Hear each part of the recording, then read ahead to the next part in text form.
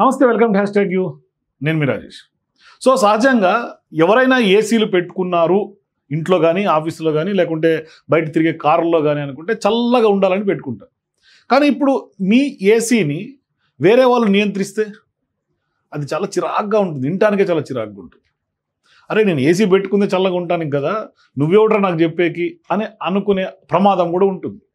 కానీ మన ఏసీల వల్ల ఎన్విరాన్మెంట్కు తీవ్రమైనటువంటి డ్యామేజ్ జరుగుతుంది. అంటే భూమండల శీతోష్ణ స్థితి అంటే ఉష్ణోగ్రతలు పెరగడానికి ప్రధానంగా ఏసీ ప్రముఖ పాత్ర పోషిస్తుంది.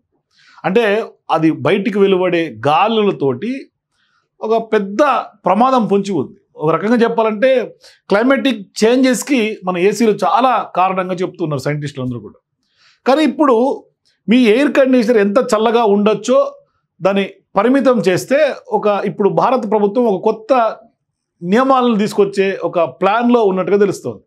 అంటే ఇప్పుడు వాళ్ళు ఒక నిబంధన పెట్టదలుచుకున్నారు, మీ ఏసీ ఇంత డిగ్రీస్ నుంచి ఇంత డిగ్రీస్ వరకే మీరు పెట్టాల్సినటువంటి పరిస్థితి. అంటే ఇప్పుడు ఈ నిబంధనల ప్లానింగ్లో ప్రస్తుతం అంటే ఈ దిశగా కేంద్ర ప్రభుత్వం ఆలోచన చేస్తోంది. ఖచ్చితంగా ఒకవేళ ఆ విధంగా కాకపోతే మాత్రం కఠినమైనటువంటి చర్యలు ఉండే అవకాశాలు ఉన్నట్టుగా మనకు స్పష్టమైనటువంటి సంకేతాలు అంతూ ఉన్నాయి. సో అది ఎంత సమ్మర్ సీజన్లోనైనా ఎండ బగబగ లాడినా, చెమటలు మనకి బకెట్లు తడిసిపోయేంత వచ్చినా ఏసీ మాత్రం అంతే పెట్టాలట. ఆ ఒక్క పాయింట్ అటు ఇటు పెట్టినా మీరు ప్రమాదంలో పడినట్టు.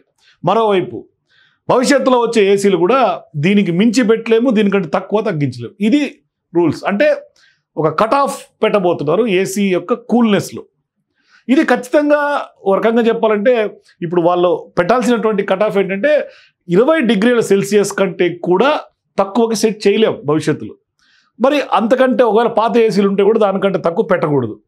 పోనీ ఇంకెంత పెట్టాలి అంటే 16, 18, 17, 19 ఇవి కుదరవు, 20 పెట్టాలి. అంటే ఇప్పుడు మన దేశం మొత్తం 20 డిగ్రీల కంటే తక్కువ పెట్టడానికి లేదు. ఇది ఎందుకు, దీనికి కారణం ఏంటంటే నేను చెప్తా. దానికి చాలా అతిపెద్ద కారణం కేంద్ర ప్రభుత్వం చెప్తోంది.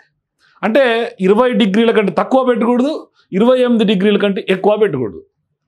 సహజంగా 28 డిగ్రీలు ఎవరు పెట్టుకోరు. ఈవెన్ నైట్ టైమ్స్ పడుకున్న 24, 25, 26 లోపే పెట్టుకుంటారు ఎంతైనా. మరీ 30, 32 పెట్టుకుంటే ఇంక ఏసీ అక్కర్లేదు. నాకు తెలిసి ఏసీ స్విచ్ ఆఫ్ చేసి కరెంట్ దండగా అనుకొని ఫ్యాన్ వేసుకోవడం బెటరు. కాబట్టి ఖచ్చితంగా 22, 23 అలా పెట్టుకుంటారు నైట్ అంతా. ఒకటే లెవెల్గా మనకు కూల్నెస్ మెయింటైన్ అవ్వాలంటే. మరీ 16 అంటే ఇక మరీ పీక్ సమ్మర్లోనో లేదంటే కనుక చాలా వేడి ఉన్న రూమ్ కూల్ కాకపోతే అటువంటి సందర్భాల్లో 16 పెట్టుకుంటారు. అది కొద్దిసేపే, ఆటో కట్ ఆఫ్ ఉంటే కూడా అది కట్ ఆఫ్ అయిపోతుంది కూడా. సో ఇప్పుడు ఇంత సడన్గా కేంద్రం ఏసీల మీద నియంత్రించేందుకు ఆ నిర్ణయానికి గల కారణాలు ఏంటి? ఇది అందరి మధ్యలో వచ్చే ప్రశ్న. మరి ఇప్పుడు ఖచ్చితంగా విద్యుత్ ఆదా చేయడానికి భారతదేశంలో పెరుగుతున్నటువంటి యొక్క డిమాండ్ను నిరోధించడానికి ఇది ఒక పెద్ద ప్రయత్నంగా కేంద్ర ప్రభుత్వం భావిస్తోంది. అందులో భాగంగానే విద్యుత్ మంత్రిగా ఉన్నటువంటి మనోహర్ లాల్ ఖట్టర్ ఈ దిశగా చేస్తే బాగుంటుందనే ప్రతిపాదనలు ఉన్నట్టుగా తెలుస్తోంది. మరి ఇప్పుడు భారతదేశంలో ప్రతిపాదిత ఏసీలు ఉష్ణోగ్రత పరిమితి, వేడి వేవ్స్ అంటే హీట్ వేవ్స్ని కూడా ఆ సమయంలో విద్యుత్తును ఆదా చేయడంతో ఆ లక్ష్యంగా పెట్టుకుంది కేంద్ర ప్రభుత్వం. ఎందుకంటే ప్రభుత్వం ఇళ్లలో కానీ, హోటల్లో కానీ, గవర్నమెంట్ ఆఫీసుల్లో కానీ, క్వార్టర్స్లో కానీ, కార్లలో కానీ 20 డిగ్రీల నుంచి 28 మధ్య మాత్రమే శీతలీకరణ పరిధిని ప్రమాణించాలని ఇప్పుడు యోచిస్తోంది కేంద్ర ప్రభుత్వం. అయితే ఇక్కడ భారతదేశంలో ఈ ఏసీ ఉష్ణోగ్రత పరిమితి హీట్ వేవ్ సమయంలో ఎందుకు ఉంచుకోవాలని మీకు డౌట్స్ రావచ్చు. ఎందుకంటే ఇప్పుడు ఎక్కడైనా కూడా ఇదే పెట్టుకోవటం వల్ల డిమాండ్ తగ్గే అవకాశం ఉంటుంది. అంటే పవర్ యొక్క డిమాండ్ తగ్గుతుంది, దానివల్ల పవర్ సేవ్ అవుతుంది. సో ఇప్పుడు ఈ కొత్త సెట్టింగ్స్ కనుక మన ఎయిర్ కండిషన్స్లో ఇంట్లోనే కాదు ఆఖరికి హోటల్స్, కార్లలో కూడా ఖచ్చితంగా ఈ రూల్స్ వర్తిస్తాయి. సో ఇప్పుడు ఈ ప్రమాదానికి సంబంధించి ఒక కొత్త నిబంధన తీసుకురావాలనే యోచనలోనే కేంద్ర ప్రభుత్వం ఉన్నట్టుగా తెలుస్తుంది. మరి ఆ నిబంధన వస్తే ప్రజల నుంచి ఎటువంటి రిపర్కేషన్స్ వస్తాయనేది మాత్రం వెయిట్ చేయాలి. మరి ఇప్పుడు నిజంగానే మనం 20 కంటే తక్కువ చల్లబరచలేం భవిష్యత్తులో ఈ రూల్స్ కనుక వస్తే.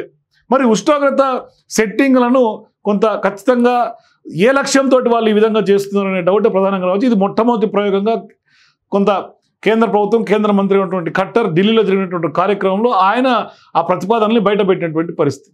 సో ఇప్పుడు ఏసీ యొక్క ఉష్ణోగ్రతలను ఎందుకు నియంత్రించాలని కోరుకుంటున్నారంటే ప్రధాన కారణం విద్యుత్ వినియోగం, ఆ వినియోగాన్ని తగ్గించడం, ముఖ్యంగా వేసవి సమయాల్లో పెరిగినటువంటి పవర్ డిమాండ్ని, అత్యధికంగా ఉన్నటువంటి డిమాండ్ను కట్ చేయటం.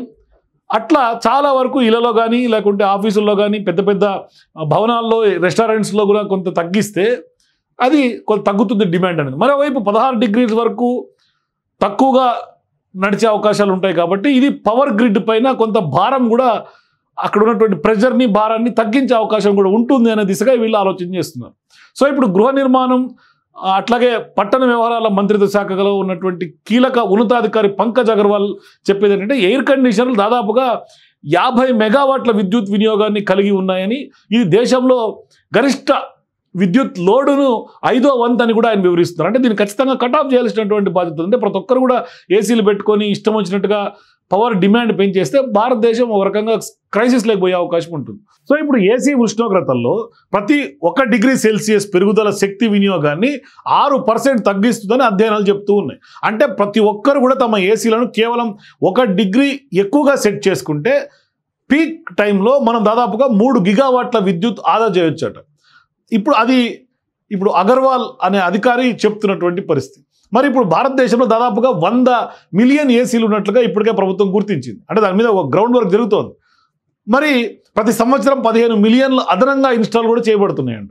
మరి ఈ కౌంట్లో చిన్న మార్పులు పెద్ద పొదుపులకు దారి తీస్తాయి అనేది మాత్రం స్పష్టంగా ఇప్పుడు భారతదేశం యొక్క కేంద్ర ప్రభుత్వం ఆలోచిస్తోంది. కఠినమైనటువంటి ఇంధన నియమాలు 2035 నాటికి 60 గిగావాట్ల గరిష్ట డిమాండ్ను కూడా ఆదా చేయగలవు. ఈ విధంగా మనం టెంపరేచర్ సెట్ చేసుకోగలిగితే ఇది కొత్త విద్యుత్ ప్లాంట్లు అట్లాగే గ్రిడ్ వ్యవస్థలను నిర్మించడానికి దాదాపుగా 7.5 ట్రిలియన్ల ఖర్చు చేయవలసినటువంటి అవసరాన్ని కూడా నివారిస్తుందని కూడా అధికారులు అంచనా వేస్తున్నారు. సో మొత్తం మీద భారతదేశం మీద భారం తగ్గించడానికి, విద్యుత్ ఆదా చేయడానికి, అట్లాగే బ్లాక్అవుట్స్ కానీ అట్లాగే హీట్ వేవ్లను ఎదుర్కోవటం కూడా వేసవిలో భారతదేశం ఎదుర్కొనే ప్రధాన సవాళ్ళలో ఒకటిగా అని చెప్పుకోవచ్చు. మరి ఇట్లాంటి సందర్భాల్లో హీట్ వేవ్ సమయాల్లో కూడా అధిక డిమాండ్ కారణంగా విద్యుత్ అంతరాయాలను కూడా తగ్గించవచ్చు. నిజానికి గత వేసవిలో కూడా దేశంలో విద్యుత్ వినియోగం రికార్డు స్థాయిలో 250 గిగావాట్లను తాకింది. మరి ఈ సంవత్సరం అది 270 గిగావాట్లు చేరుకునే అవకాశం ఉంది. భవిష్యత్తులో మరింత పెరిగే అవకాశం ఉంది. ఇప్పటివరకు మే నెలలో కురిసినటువంటి భారీ వర్షాల డిమాండ్ను తక్కువగా ఉంచాయి. కానీ జూన్లో వేడి గాలులు తిరిగి ఏసీల వినియోగం మళ్ళీ పెరిగింది. సో ఇట్లా సోమవారం ఒక్కరోజే డిమాండ్ దాదాపుగా 241 గిగావాట్లను తాకినట్టుగా కొంత స్టడీ చెప్తోంది. సో ఇప్పుడు ప్రధానంగా ఏసీలు కనుక టెంపరేచర్ సెట్ చేసుకోగలిగితే వీటన్నిటికి కూడా చెక్ పెట్టొచ్చని కూడా సెంట్రల్ గవర్నమెంట్ భావిస్తోంది. ఖట్టర్ సెంట్రల్ మినిస్టర్ చెప్తూ ఉన్నారు ఈ డీటెయిల్స్ అన్నీ కూడా. సో ఇట్లా సందర్భాల్లో గ్రిడ్ మీద మనం వాటి మీద ప్రెషర్ తగ్గించవచ్చు, పవర్ సేవ్ చేయొచ్చు, అట్లాగే ఎన్విరాన్మెంటల్ ఎకోసిస్టమ్ను కూడా బ్యాలెన్స్ చేసుకునే పరిస్థితి ఉంటుంది. సో మీరు కూడా ఈ రూల్స్ పాటించకపోతే ఎటువంటి కఠిన చర్యలు తీసుకునే అవకాశం ఉంటుంది. మీ అభిప్రాయాల కింద కామెంట్స్ తెలియజేయండి. ఈ రూల్స్ ఎప్పటి నుంచి అమల్లోకి వచ్చే అవకాశాలు ఉంటాయి కూడా, మరి వస్తే మీరేం చేస్తారు? నిజంగానే అదే టెంపరేచర్ సెట్ చేసుకుంటారా, లేకుంటే లేదులే మా ఇష్టం వచ్చినట్టు మేము పెట్టుకుంటాం, నా ఏసీ నా ఇష్టం అని అనుకుంటారా? మీ అభిప్రాయాల కింద కామెంట్స్ తెలియజేయండి. For more videos please watch #.